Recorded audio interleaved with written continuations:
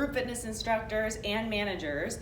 Today's video is definitely most likely going to pertain to the cycling instructors because I am in this cycling studio talking about what to say and do in the first 5 to 7 minutes of your cycling class to make sure your participants feel ready, feel successful, feel comfortable, feel like they understand what you expect of them, and they understand what the point of the class that day is going to be. So really the first 5 to 7 minutes of a class are going to be the first moments that someone's really going to remember about the rest of the experience. People tend to remember the beginning, parts of the middle, and definitely the end of a group fitness class. So in cycling, especially with the equipment we have at our location, we need to make sure that we are very clear as to how the equipment works, what to expect for the class, and what we are looking for in each drill. So the first 5 to 7 minutes are really important and key to set up that expectation and understanding of how they should be feeling from the very beginning. What I would love for instructors to be better about doing when they're teaching a cycling class is when they plan for their cycling class initially is find a song in the first few moments of class where it doesn't have a lot of lyrics to it and it has a decent amount of time to it. So again, 5 to 7 minutes for that first introduction song, because that way there's less distraction of some person singing about their boyfriend that just broke up with them and more attention drawn to your voice as the instructor as to what you want the participants to understand and to get out of class that day. So of course, your introduction of a cycling class, or any class for that matter, should be who you are as the instructor, your name, maybe a little bit about yourself, maybe a little bit about your experience or something fun or something relatable for your participants, and then diving into the expectations, the equipment that they're using, and what to get out of class. So the first thing in cycling that we need to make sure we go over, and the reason I encourage that low amount of vocals in that first song, is we have so much information to give our participants about this piece of equipment that they're on.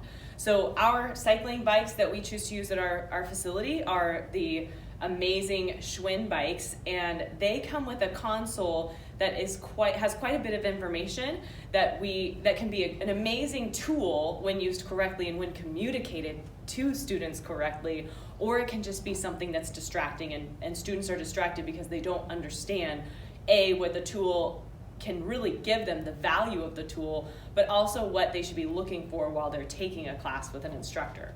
So the first thing an instructor needs to do, obviously, I tend to teach the first 5 to 7 minutes off of the bike because I'm not only helping participants as they come in late, because we know that's going to happen, get set up properly on the bike. I'm also making sure that everyone has the correct footwear. If I'm wearing just generic sneakers, then I should not be riding a bike without cages on it. I'm helping those participants who are definitely most likely new get set up on the bike with the proper footwear and proper connection to the bike. So we want to make sure everyone is safe, everyone is comfortable, because they're most likely going to be on a bike going nowhere for the next 30 to 55 minutes, depending how long your class is. So the first thing is to communicate to the crowd, are you comfortable on the bike? I am happy to get off my bike if I'm on the bike already to help you get set up.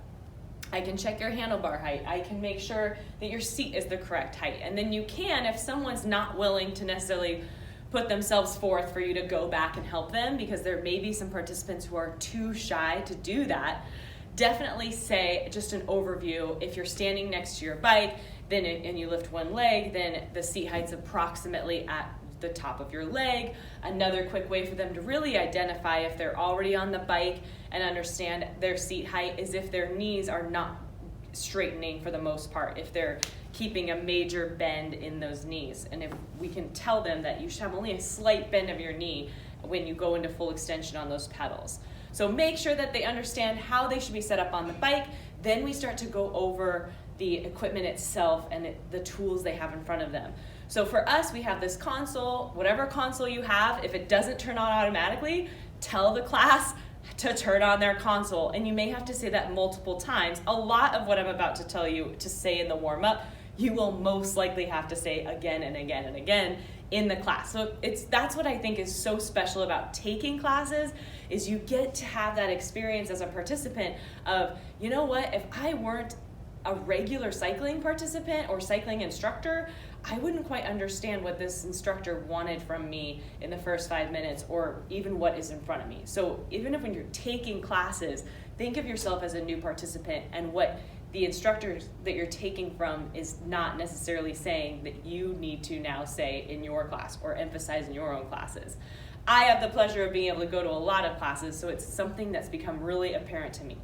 So here we are. We understand how to get the bike set up to our most comfortable position.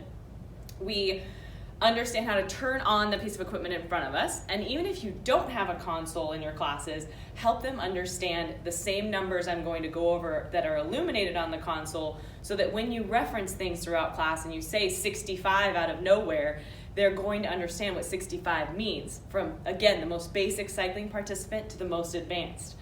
So here we are. We turned on our console. On our specific consoles, we have our watts, or our power, at the top. So I try to emphasize that number is dependent on you as an individual. So whatever number is up there right now, let's not worry about it too much, but how that number happens is it is speed with added resistance. So those two numbers help increase that number in various ways. We'll learn more about that later.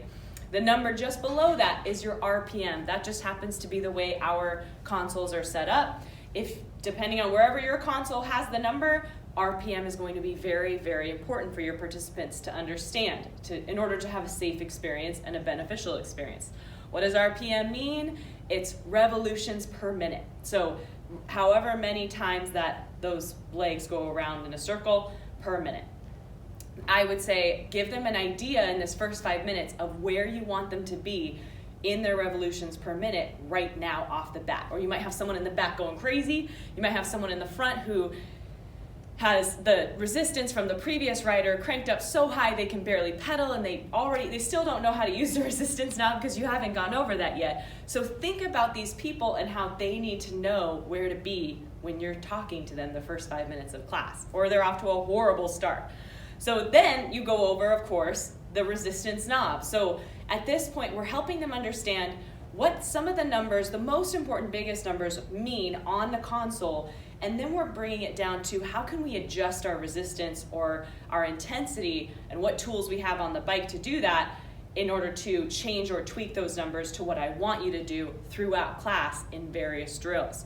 So the first thing you'll go over the next thing you'll go over is definitely that resistance knob.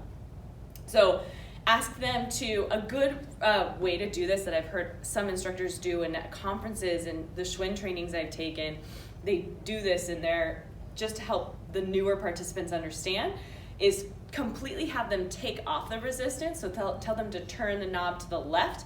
And this is mostly going to be useful for the people who just never take cycling. They have no idea where a safe amount of tension is to have on that bike so that the flywheel isn't taking their legs for a ride. So have them take off the resistance completely, and then something I like to hear instructors say is, this is the only time I'm going to allow you to do this, because we're just helping you understand what no resistance feels like, and how really the wheel is taking you for a ride and you're not getting the workout at that point. The bike is doing the workout for you. So then ask them to turn the resistance knob to the right until they feel that feeling that the road is underneath them, is what I tend to say. Another good thing to say is that you finally have started to gain control over that flywheel, where it's to the point where there's enough tension or resistance on the bike. These bikes tend to use magnets, so the magnet is just closing in on that flywheel. Or if you have a bike that has an actual pad that goes on the bike, that pad is just pressing onto that flywheel. So helping them understand how to add that resistance.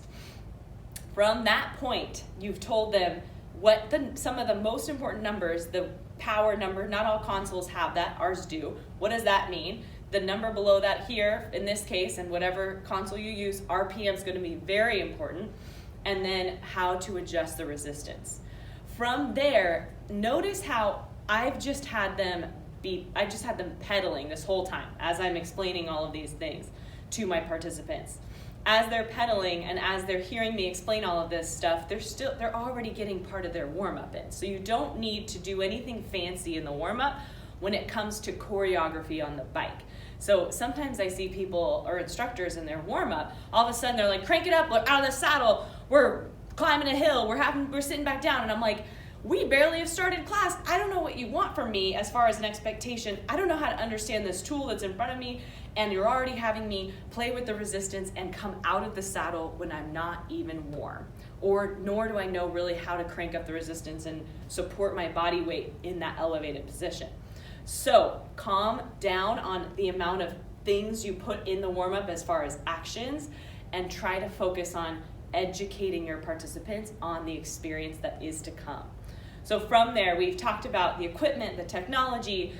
Next, it's time to talk about the rate of perceived exertion. And once you start talking about how they should feel in different drills, that's going to help you start to play with some things in the warm-up. So once you've established what all of these things mean and what tools they're using, then you can start to have them tap into how they're feeling. In our cycling studio, we do have MyZone, the MyZone heart rate technology.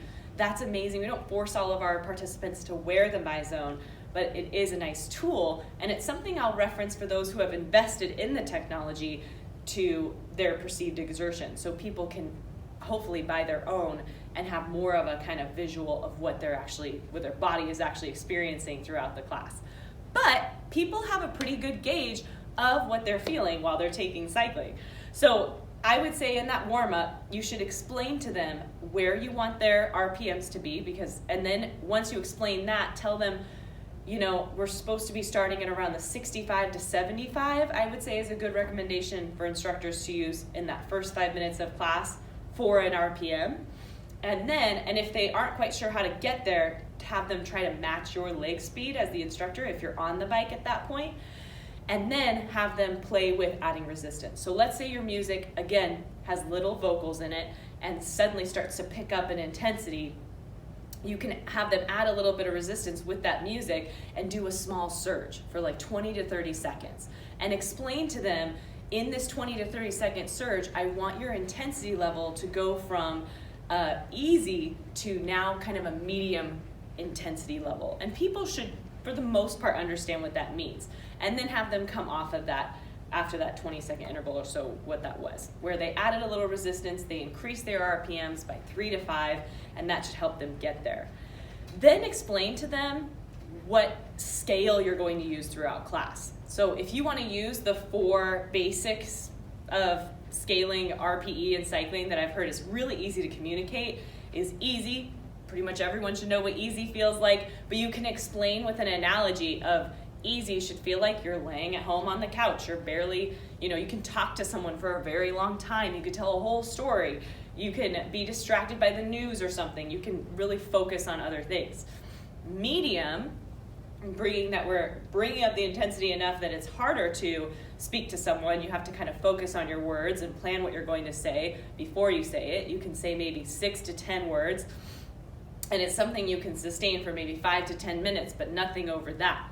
Then there's medium hard, so that's stage 3, or the intensity number 3. You could say level 3, medium hard, where you're starting to creep up on the edge of breathlessness, and you can only say 1 to 2 words, and now you're starting to feel a little bit warm, maybe you're feeling some beads of sweat, and it's definitely your focus is now on the workout, and you can only do whatever you're doing for maybe 2 minutes. Max. Then the final 4th thing or number or RPE scale that you can use is hard. So those 4 things can tend to be really useful and easy to understand for people who need to know kind of what you want them to feel throughout class. And honestly, if in a 55-minute cycling class, it shouldn't be hard the entire time, as much as instructors can tend to feel like they want it to be, and participants want to go hard the entire time. You should be able to communicate to them when you want them to come down a little bit so that they can go even harder in the next drill. It's supposed to be an interval training kind of format. So that hard feeling, to explain that to them, should be something they should only be able to do for less than a minute. Something that they cannot speak to someone while they're doing it. They are officially in that breathless zone. Could you use the words anaerobic and aerobic? Sure, why not? But to the general population, they're not going to understand what that is, and they're just going to get annoyed that you're talking about the scientific stuff. Can you throw it out if you know your crowd well enough that they're like triathlon enthusiasts and they're really into that? You could give them that education, but maybe not waste your time on that in the warm-up because you have so much to get out to your participants. Okay, so we've talked about the equipment, we've talked about the pilot, we've talked about RPE, we've talked about how to change the resistance and make our RPE go up and down. All of this has been said, and we haven't done anything really that fancy as far as a drill. From there, we should probably start to talk to them about what to expect throughout the class. So you could still play with some surges in this warm-up song, but then start to preview, hey, in the next song is going to be our first opportunity to come out of the saddle. If someone, because I know there's newer participants, and all of us have been there as a new participant, first 5 to 10 minutes, you're like, okay, my hips are starting to bother me, or my bottom is, hopefully their hips aren't bothering them in a painful way, but everyone knows in their first cycling class, you just kind of want to get that a little break out of the saddle. It gets uncomfortable when you're first starting out. So tell them that it's coming. They're going to have a break out of the saddle. So that's an important thing to explain to participants. Again, I don't recommend you doing the increases and decreases and hopping out of the saddle and making it all complicated in that warm-up song, but tell them that break of sitting on the bike is coming. And then just tell them what maybe like small little amounts of information you want to share with them throughout or at the beginning of class. So we're going to do 7 hills today. They're no longer than 1 minute and 30 seconds. We are going to do mostly sprints today. The longest sprint you're going to see is 45 seconds. And hopefully you can tell them how many you're doing. You can give them an idea of how much rest they're going to have. It doesn't have to be like the perfect map of every single thing they're going to do that day, but help them understand what to expect so that they know when to save some energy and when to work a little bit harder. Okay, I also want to, in this video, try to show you a video of me moving and actually talking to my imaginary cycling class as I teach them what to expect and how to understand the equipment, so you can hear kind of that script. But I would recommend that I'll do it here with literally no one in the room, and hopefully it'll give you a practical ability of seeing what to hopefully say in your cycling class. And it doesn't have to be exactly what I say word for word, but it should hopefully help you in creating your own script that becomes something that your participants get used to hearing, and it comes out in your own personality, in your own way of expressing it. And try to it can start out as a script where you remember just the important key things you need to tell your class at the beginning of class, but don't forget to add your own little flair to it and to tweak it every once in a while. Maybe you tweak the way you explain RPM. Maybe you tweak the way you explain RPE. Definitely tweak that one a lot, because various people are going to understand rate of perceived exertion in many different ways. So I will do my best to give you a demonstration of me on the bike pedaling and talking about to my imaginary participants what they should be doing and feeling in the warm-up, and I hope it helps you understand and a more practical visual and listening to the script that I use for my classes.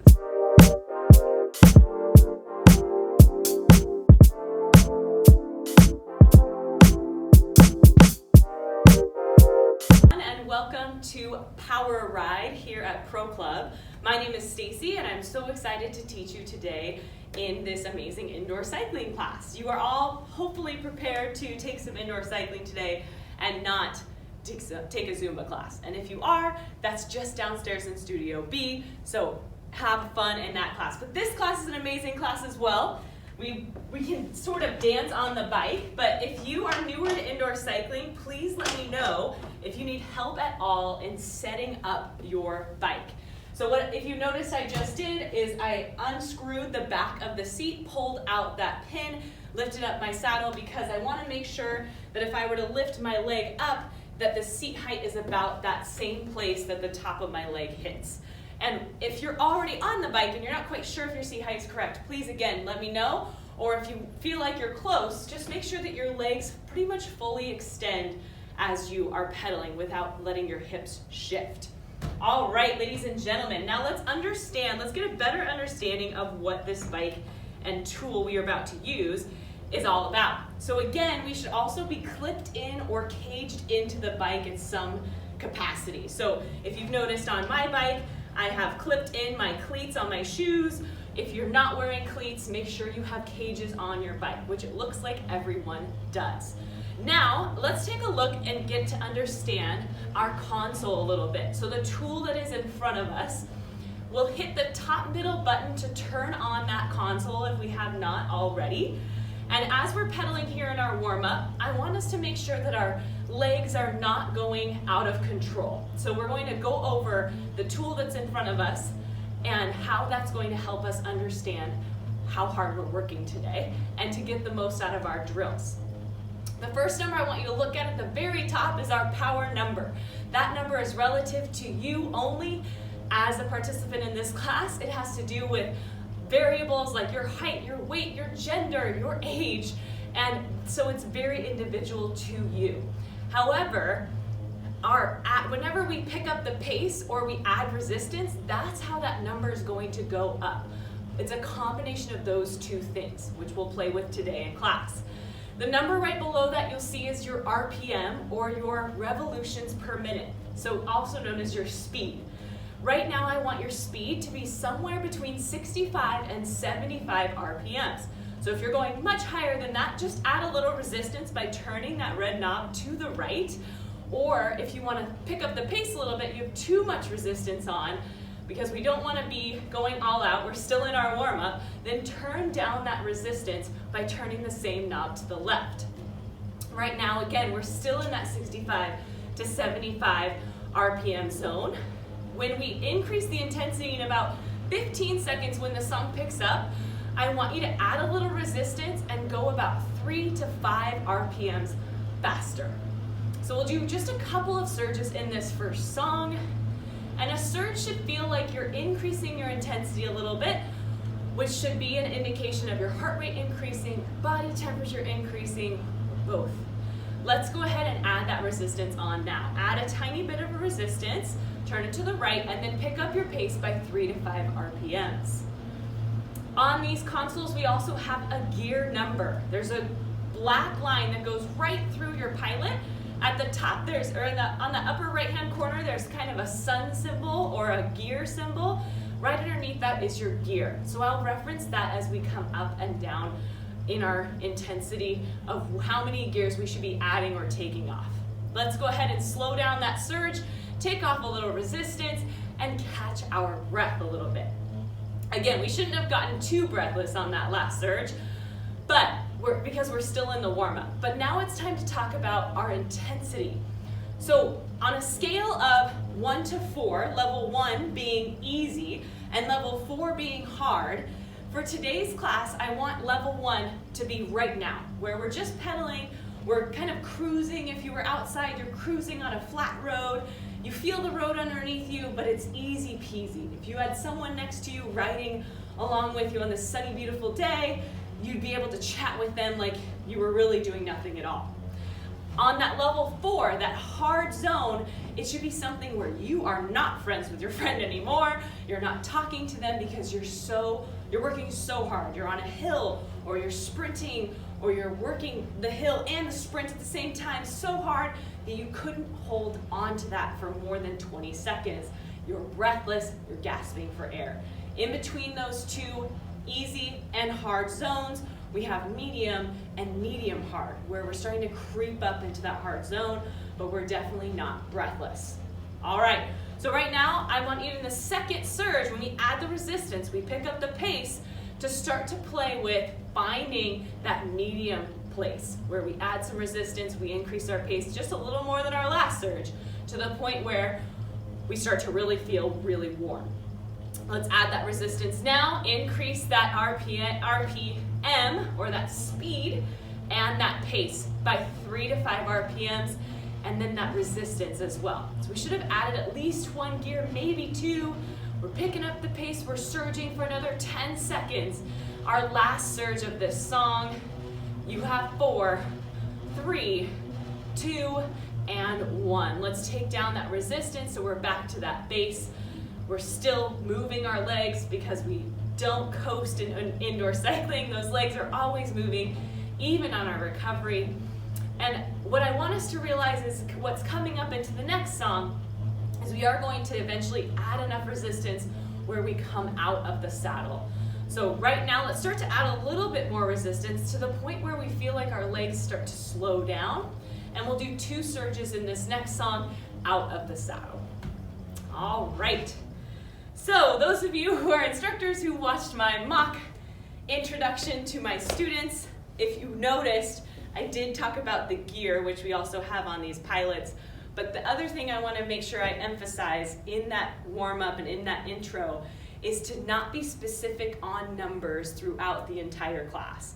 Make sure you're giving them a range. You're not saying you have to be at gear number 11, because the really small, tiny, petite young woman who's very strong and very fit is going to not understand why she can't get to gear number 11, because she physically can't pedal through that, because it has to do with the power output your body is capable of. So don't give exact numbers, only give ranges. So you're going to add or take off a gear. It doesn't matter where they were, you're just going to emphasize the adding or the decreasing and how much you want them to add or decrease. And then same with speed.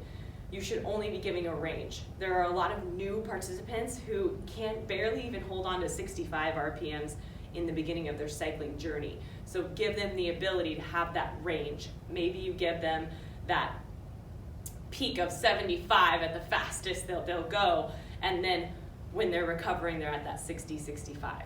So I wanted to make sure I emphasize that, giving them ranges versus actual numbers, and I hope this helps you in your cycling classes to give your participants more of a roadmap of what to expect and how to get the most out of your cycling class, because guess what? That is going to help them want to come back and put their bottom on that bike and pedal in your class consistently for many, many classes to come. Thank you again for watching.